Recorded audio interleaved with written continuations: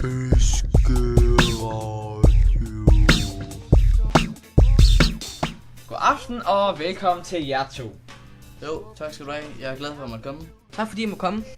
Ja, som sagt, der er vores overordnede emne i aften de 7 dødssynder, og vores det er vrede.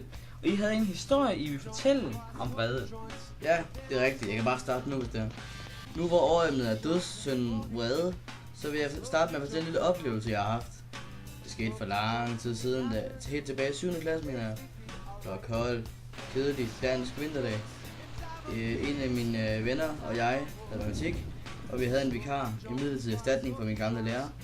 Jeg brød mig ikke så meget om hende, så jeg havde meget kort lunde ved hende angår. Mig og min ven Stig havde allerede fået skidevalg et par gange i den time, hvor jeg stadig stod fast på, at jeg havde lavet de ting, jeg skulle, og jeg havde alt i orden, så jeg var rimelig sur. Stig og jeg sidder så og fortsætter på matematik, mens vi snakkede lidt. Selvfølgelig vil vikaren skælde ud, på grund af at vi sad og småsnakkede. Så jeg rejste mig op, jeg væltede stolen og kiggede hende i øjnene. Hun sagde, hvis du skal opføre dig sådan, så kan du bare gå ned til inspektøren. Jeg flippede lidt ud, så jeg fløj lige op i ansigtet på hende, tog fat i hende og skubbede hende ind i bordet. Hvorefter jeg gik ud af døren og smækkede med hende. Har du aldrig fortrudt det, eller? Nej, mærker nok. Jeg har aldrig fortrudt, at jeg har skubbet til hende. Godt nok så fik jeg ballade med inspektøren.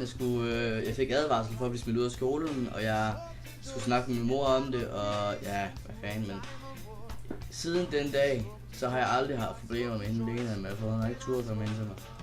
Hold da op, sikke en historie. Men hvad med dig, Jesper? Havde du ikke også en historie, du kunne fortælle? Ja, det har jeg. Her er den. Jeg stod engang på banegården med en ven, og vi ventede på bussen. Da den kom, gik vi ned ad en trappe for at nå den. Pludselig er der en, der råber efter mig. Han vinker til mig og siger, kom lige her, kom lige med. Jeg siger nej. Skal jeg nå min bus, så kommer han hen til mig og begynder at slå mig. Hallo, mand! Er fiskeradio eller hvad, mand? Hold kæft, hvor er der grimt, mand! Jeg har kraftedeme noget at fortælle dig. Hvad fanden laver du, mand? Pis derude! Hold din kæft, mand! Jeg har en hel masse at fortælle, mand. Flyt dig fra stolen, mand. Security! Nu skal jeg fortælle dig fra den gang, da min mormor hun fik sig en hest, ikke? Der fik jeg herpes. Det er ikke så fedt.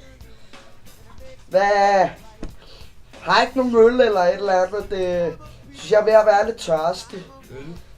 Jeg har øl. Vi har ingen øl. Hvad er det ikke radio det her eller hvad? Vi har ingen øl. Jo. Nej, vi har ingen øl. Ja, nu skal jeg vise dig ude i køleskabet. Jeg kommer lige om 2 sekunder. Hey! Hvor er køleskabet henne, mand? Jeg ved ikke, jeg ved sgu ikke, hvor køleskabet er. Hold kæft, mand. Der er jo kun sodavand derinde, mand. Hallo, har I ikke nogen øl, mand? Nej, Jeg er kraftedeme ved at tørre ud, mand. Jeg har kraftedeme ikke nogen øl, mand. Fuck ud! Hvad er det her for en lorteradiostation, mand? Vi er lige midt i en optagelse, det er live. Hold nu kæft, mand. Hvad fanden er det? Pist overalt. Ja, vi ses, mand. Ja, det var så en lille kort indslag fra, jeg ved ikke lige, hvad nu er, en eller anden syg stodder. Men Jesper, du fortsætter bare der, hvor du nåede til. Med slag mener jeg. Små lusinger. Mens han står og siger, du skal ikke spille dum. Fair ting er nok. Hvis han vil have nogle tæsk, skal han da bare komme. Så giver jeg næve klar til at smække ham en. Men min ven tog fat i min arm og sagde, at jeg skulle lade være. For jeg skal bare problemer med 10 andre. Så rev han mig væk. Og så gik vi ind i bussen. Jeg var sur resten af dagen, fordi jeg ikke fik slået ham. Det var godt nok en vild historie, du havde fortalt der, Jesper. Men kendte du så ham drengen, eller havde du mødt ham før, eller sådan noget? Jeg ved det ikke. Han er bare en narre. Jamen, det var nogle gode historier, I havde, og også tak til alle jer, der lyttede med. Og vi håber, at vi kan lave et program i næste uge, uden nogle mærkelige indslag. Så, men tak til alle, og tak til jer, Jesper og Jonas. Fiskeradio, fiskeradio, fiskeradio, fiskeradio.